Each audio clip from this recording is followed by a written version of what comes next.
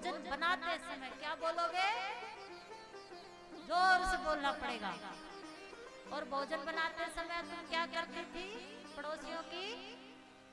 और वो भाव उस भोजन में जाते थे। वो लड़ाई पड़ोसियों के घर ना होके किसके घर होती थी?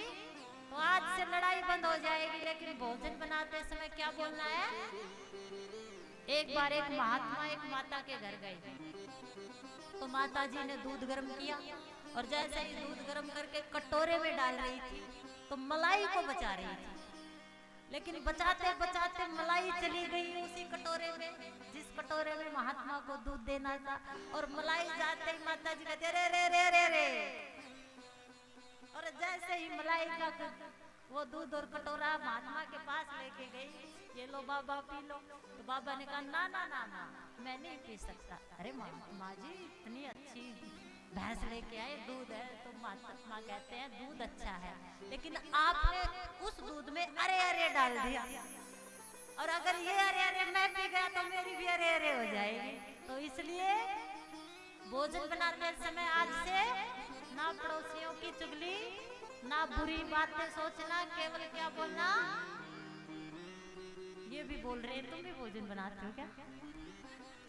कोई बात नहीं भाई, कलयुग नहीं कलयुग है ये, कुछ तो करने कमा ले तू, बहुत है पाप का बोझा इसे कुछ तो घटा ले तू।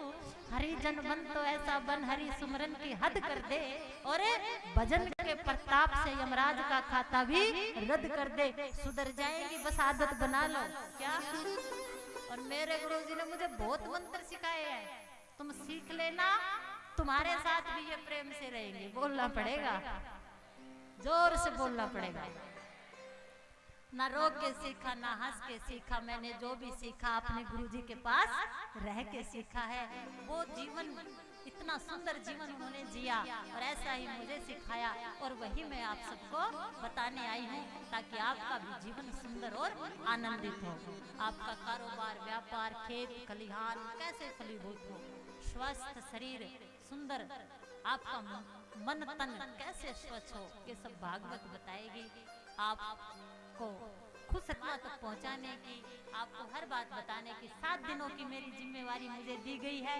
तो मैं आपसे आशा करती हूँ कि आप समस्त ग्रामवासी इस कथा में आकर इस कथा को सुनकर अपने जीवन को आनंदित बनाएंगे। और आप अगर अपने जीवन में मुस्कुराते हो, आनंदित रहते हो, तो ये मेरे लिए सबसे बड़ी भिक्षा है। बोलना पड़ेगा।